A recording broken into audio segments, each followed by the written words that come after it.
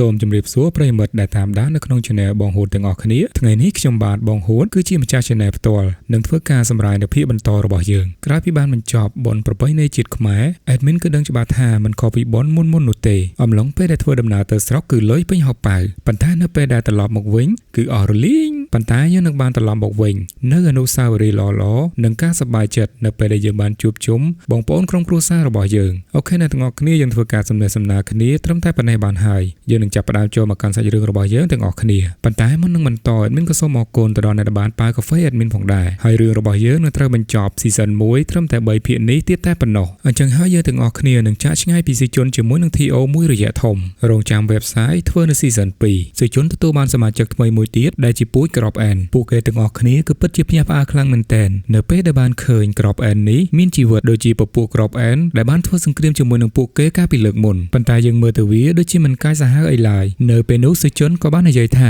វាទូជាអ្វីដែលខ្ញុំគិតទៅទៀតតែអ្នកទាំងអស់គ្នាគិតចឹងអត់ភ្លាមនោះក្របអែនក៏បានបើកភ្នែកឡើងនិងរងាវវែបធ្វើដូចជាខ្លួនវាជាមាន់អញ្ចឹងប៉ុន្តែយើងមើលទៅទម្រង់ជាក់ស្ដែងរបស់ក្របអែនមួយនេះគឺដូចជាមាន់មែនទែនពីព្រោះតែមានដៃមានជើងនិងមានស្លាបទៀតផងខុសត្រង់ថាជើងរបស់វាគឺជាឈើហើយរោមរបស់វាគឺជាស្លឹកឈើបន្តិចក្រោយមកវាក៏បានធ្វើដំណើរដើរចេញពីទីកន្លែងនោះសិជនពិតជាឆ្ងល់ជាខ្លាំងតើវាកំពុងតែដើរទៅណាហើយក្របអែនមួយនោះបានដើរទៅរក Flame និងស្រែកឡើងវែបដូចជាចង់រកទៅវាប្រហារ Flame អញ្ចឹងឃើញលេនេះសិជនក៏បានស្រែកឡើងភ្លាមតែម្ដងអត់ទេខ្ញុំគិតថា Flame ប្រហែលជាមានគ្រោះថ្នាក់ហើយសិជនបំរុងនឹងទៅវាប្រហារកូនក្របអែនមួយនោះប៉ុន្តែ Flame ក៏បានស្រែកឡើងថា Master វាមិនអីនោះទេក្មេងនេះវាមិនអាក្រក់ឡើយកូនឈើក្របអែនមួយនោះគឺមិនបានធ្វើអ្វី Flame នោះទេគ្រាន់តែរត់ទៅជិត Flame និងគោរព Flame ធ្វើដូចជា Flame គឺជាអាណាព្យាបាលរបស់វាអញ្ចឹង Flame ក៏បាននិយាយទៅប្រាប់អ្នកទាំងអស់គ្នាថាកូនក្មេងមួយនេះគ្រាន់តែមកការពារខ្ញុំតែប៉ុណ្ណោះធ្វើឲ្យសិជនមានការភ្ញាក់ផ្អើលជាមួយនឹងសកម្មភាពកូនក្របអែននេះខ្លាំងមែនទែនភ្លាមនោះក្របអែនក៏បានស្រែកឡើងតែមិនច្បាស់ថាក្របអែនការពារក្របអែន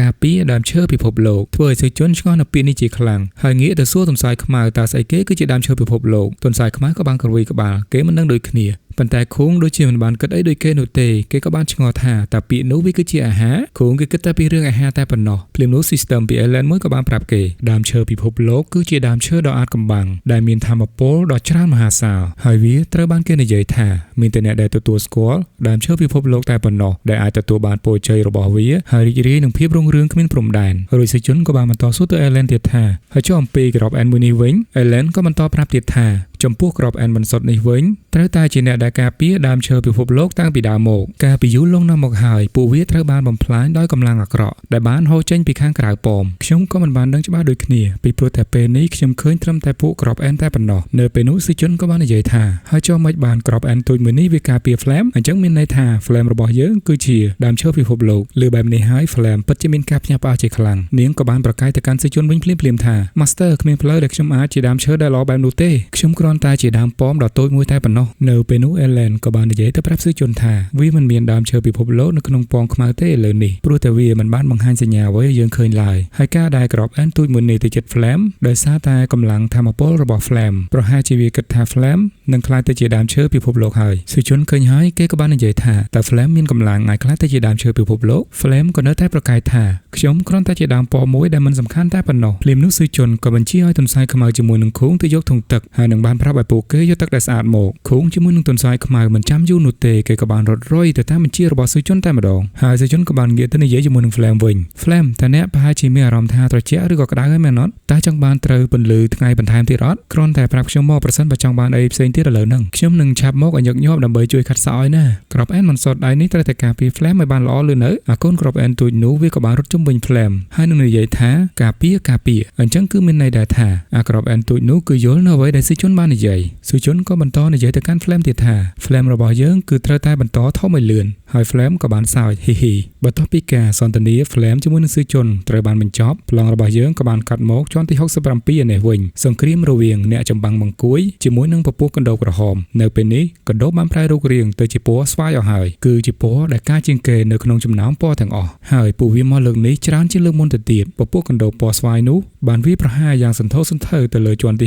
67បានធ្វើឲ្យអ្នកចម្បាំងបង្គួយមានរបួសនិងស្លាប់ជាច្រើនដោយសារតែស្ថានភាពមើលទៅដូចជាទៅមិនរួចអ្នកចម្បាំងបង្គួយក៏បាននាំគ្នាដកថយពីពួកកណ្ដូបពណ៌ស្វាយនោះពីព្រោះថាខ្ទឹមបារាំងបៃតងស្លឹករឹងមិនអាចធ្វើអ្វីពួកវាបានទៀតទេដោយសារតែគ្នាវាមានច្រើនពេកហើយកម្លាំងខ្លាំងជាងមុនផងដែរ ភ្លាមនោះនៅចំបាំងអង្គុយម្នាក់អំឡុងពេលដែលដកថយគឺរត់មិនទាន់គេបានត្រូវពួកកណ្ដោពណ៌ស្វាយនេះខំឲ្យមានរបួសយ៉ាងដំណំគេពិតជាមានការជឿចុកចាប់ជាខ្លាំងចំពោះការខំមួយនេះខុសពីពពួកកណ្ដោក្រហមលើកមុនតែជាសំណាងល្អបានចចកប្រាក់អេគីមកជួយទាន់ពេលវេលាអេគីធ្វើការសម្លាប់ទៅលើកណ្ដោពណ៌ស្វាយនោះដោយគេបានប្រើខ្ទឹមបារាំងបៃតងស្លឹករឹងប៉ុន្តែអ្វីដែលអេគីមិននឹកស្មានដល់នោះខ្ទឹមបារាំងបៃតងស្លឹករឹងដែលបានកាប់ទៅលើកណ្ដោពណ៌ស្វាយត្រូវបានរលាយដាច់ជាកំណាត់ហាក់បីដូចជាមានពឹសជាប់អញ្ចឹងក្រោយពីអាវុធរបស់អេគីត្រូវបានខូចអេគីជាមួយនឹងអ្នកចម្បាំងបង្គួយដែលត្រូវរបួសនោះគឺអស់ផ្លូវរត់ទៀតហើយពួកគេគឺគ្រាន់តែរងចាំនៅសេចក្តីស្លាប់តែប៉ុណ្ណោះប៉ុន្តែស្រាប់តែមានបន្ទូលដ៏ធំមួយជួយសង្គ្រោះពួកគេនោះគឺជាអេលកូដែលគេនាំមកនៅអ្នកវេទមន្តជាច្រើនអ្នកដើម្បីមកទប់ទល់បន្ទាប់មកអេលគីលក៏បានពំអ្នកចម្បាំងបង្គួយនោះ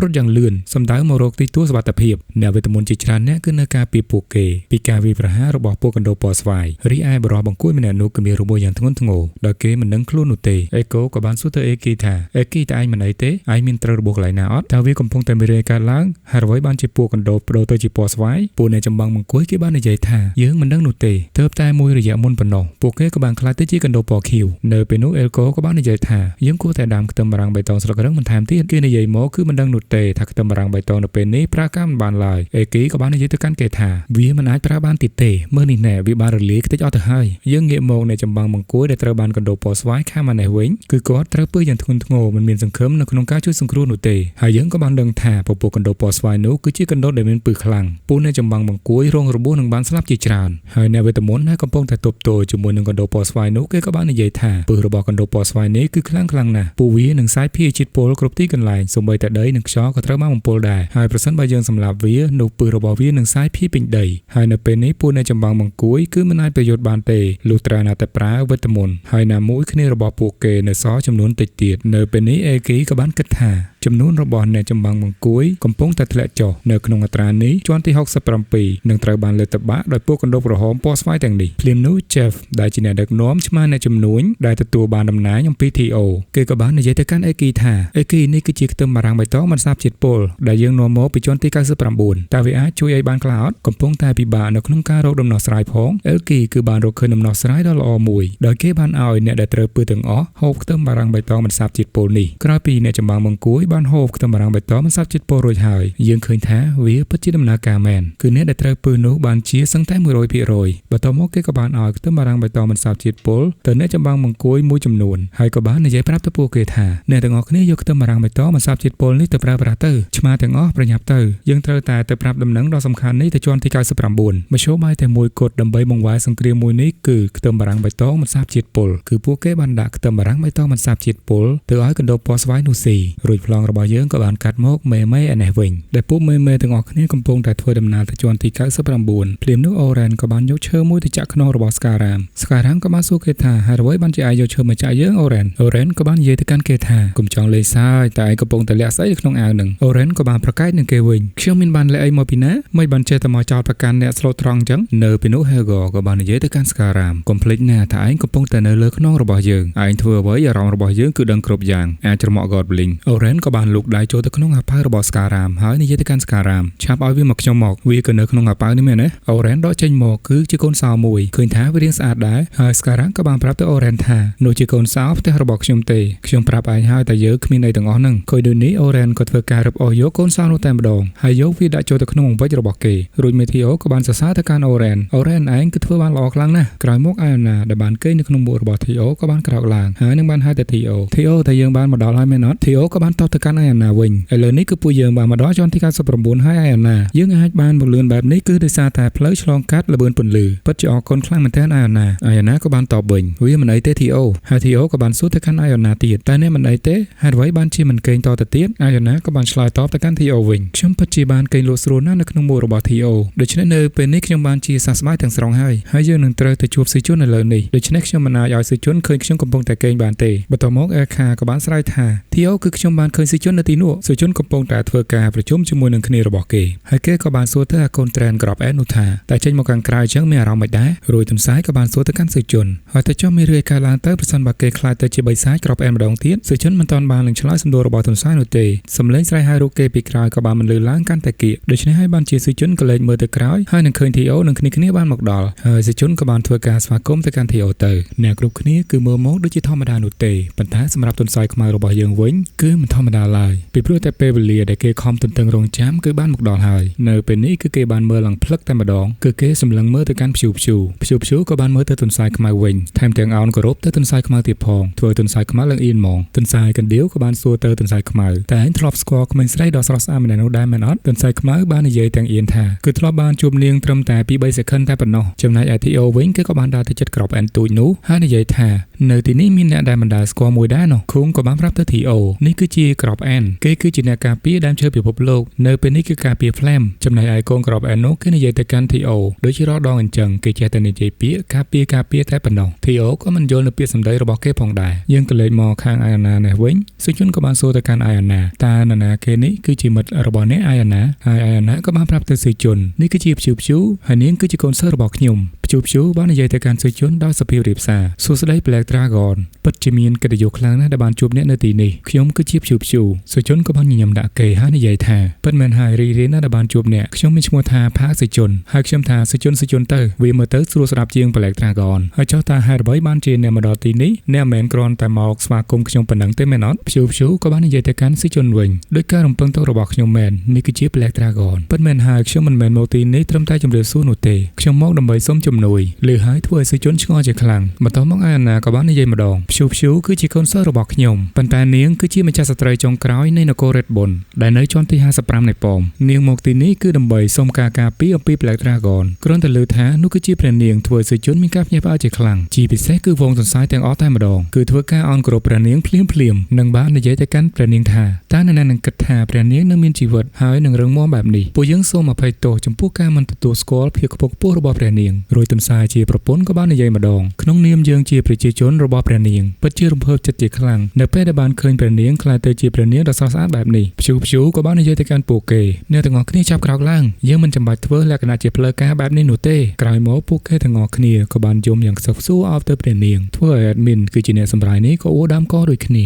អូយសម្រាប់ចេញនេះចង់យំតាមអួរដើមកហ្មងសុជនគាត់ពិតជាឆ្ងល់ជាខ្លាំងលើតែឲ្យគាត់ការពារគាត់ឆ្ងល់ថាការពារអ្វីទៅអាយ៉ាណាក៏បានប្រាប់ទៅសុជនថារឿងនេះគឺវាវែងឆ្ងាយខ្លាំងណាស់រួចអាយ៉ាណាក៏បាននិយាយប្រាប់រឿងទាំងអស់ទៅឲ្យសុជនដឹងមួយសន្ទុះក្រោយមកសាច់រឿងរបស់យើងក៏បានកាត់មកសុជននៅពេលដែលគាត់ដឹងរឿងទាំងអស់ហើយសុជនក៏បាននិយាយទៅកាន់ព្យូថាដូច្នេះរឿងដែលបានកើតឡើងវាគឺពិតជាពិបាកសម្រាប់ព្យូខ្លាំងមែនទែនព្យូក៏បាននិយាយតទៅវិញតែប៉ុណ្ណឹងវាមិនអីនោះទេរឿងទាំងអស់គឺមកពីខ្ញុំអសមត្ថភាពភ្លាមនោះទន្សាយទាំងអស់ក៏បានស្រែកឡើងយ៉ាងខ្លាំងថាវាមិនមែនជាកំហុសរបស់ព្រះនាងទេពួកយើងទាំងអស់គ្នាមិនអាចអត់ទោសឲ្យគ្រីតបានឡើយយើងត្រូវតែជួយសង្គ្រោះទន្សាយទាំងអស់ដែលកំពុងរងទុក្ខដោយការចាក់សោជាប់នៅកន្លែងនោះយើងត្រូវតែសងសឹកឲ្យព្រះអង្គជាមួយនឹងម្ចាស់ស្ត្រីប៉ុន្តែបន្តិចក្រោយមកអាយ៉ាណាក៏បានហុចគុជនាគនោះឲ្យទៅសុជននាងក៏បាននិយាយទៅកាន់សុជនការពីពួកយើងត្រូវបានចាប់ខ្លួនយើងក៏ទទួលបានភស្តុតាងដ៏សំខាន់មួយដែលអាចចាប់កំហុសរបស់គ្រីតត្រានេះគឺជាភស្តុតាងដែលមិនអាចប្រកែកបានភ្លាមនោះសុជនក៏បង្វែរមកទៅមើលស្ការ៉ាមជាមួយនឹងមេរាវិញហើយគេក៏បាននិយាយទៅអ្នកទាំងពីរនោះថាដូច្នេះតើពួកគេទាំងពីរនាក់បានប្រើវាដើម្បីចាប់ខ្លួនអាយ៉ាណានិងព្យូមែនទេមិនន័យទេខ្ញុំនឹងសួរចម្លើយពួកគេនៅពេលក្រោយប៉ុន្តែវាពិតជាមានរូបនាគឆ្លាក់នៅលើត្រាមួយនេះមែនភ្លាមនោះអាយ៉ាណាក៏បានប្រាប់ទៅសុជនថា